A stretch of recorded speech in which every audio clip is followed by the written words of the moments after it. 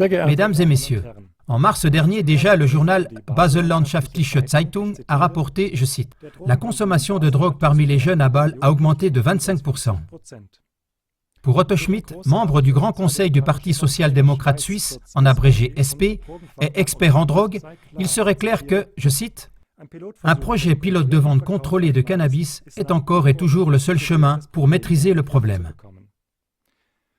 C'est pourquoi le Parlement a officialisé la démarche de Tanja Soland, un membre du Grand Conseil du SP, d'accepter un projet pilote de vente contrôlée de cannabis.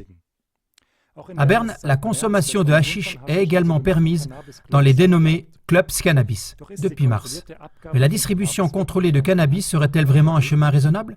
Car des recherches médicales et des experts reconnus mettent en garde contre une consommation régulière de cannabis, comme le montrent les exemples suivants. Le professeur Rainer Holm-Adula est psychiatre et psychanalyste à l'université de Heidelberg. À travers les consultations et les thérapies qu'il pratique, il a souvent des contacts avec des jeunes patients qui souffrent de mal-être diffus, de troubles de la concentration, de lassitude et de problèmes relationnels. Il écrit à ce sujet. Il ne vient étonnamment pas à l'idée des personnes concernées et de leur entourage que ces troubles pourraient aussi être causés par leur consommation de cannabis. Ils réagissent quelquefois même en se fâchant si on prend cette possibilité seulement en considération. Mais s'ils réussissent à réduire leur consommation de cannabis, leur état d'âme, leur aptitude à se concentrer s'améliore et leurs relations deviennent plus dynamiques. En 2014, on a résumé et évalué des données scientifiques concernant le cannabis dans le New England Journal of Medicine, un magazine scientifique médical renommé. Les dommages suivants causés par le cannabis sur la santé sont prouvés. Préjudice sur le développement du cerveau, qui est accompagné de troubles de la motivation, de la concentration et de la mémoire. Des dysfonctionnements du cerveau qu'on peut détecter par une baisse du quotient intellectuel. En outre, il serait prouvé que les atteintes à la santé sont souvent durables en cas d'usage précoce, prolongé et à haute dose de cannabis. En cas de consommation fréquente de cannabis, le risque d'une psychose, c'est-à-dire une maladie psychique grave, serait doublé. D'autres études montrent qu'en cas de consommation fréquente, des angoisses et des dépressions apparaissent plus souvent. Et selon des recherches de la circulation routière, le risque d'accident serait doublé peu après la consommation de cannabis.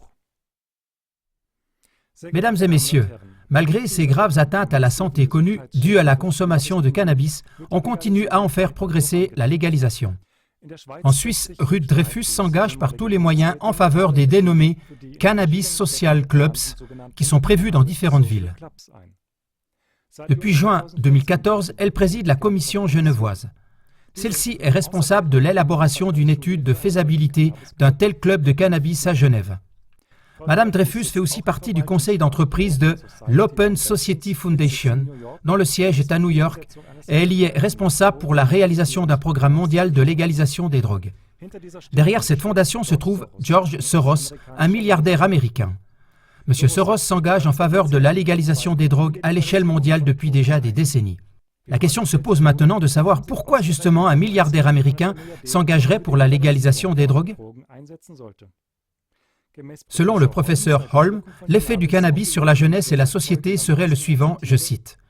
« Le cannabis ne sert justement pas à cet effort d'indépendance, mais à s'intégrer de façon résignée dans les anomalies existantes. Cela signifie que le jeune consommateur de drogue reste passif, non créatif et dépendant dans son développement personnel.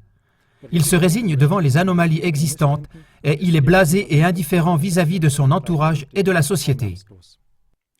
Avec d'autres mots, cela ne signifie rien d'autre que les personnes qui consomment régulièrement du cannabis ou d'autres drogues se laissent diriger et manipuler plus simplement.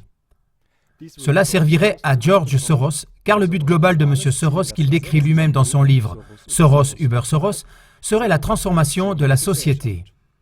En supprimant la souveraineté des États nationaux, un nouvel ordre mondial contrôlé de manière centrale serait mis en place. Se pourrait-il que Soros s'engage pour la légalisation des drogues à travers le monde parce qu'ainsi la société serait plus facile à transformer? Une jeunesse et une société blasée et indifférente ne peuvent guère et ne vont guère s'opposer à un nouvel ordre mondial global.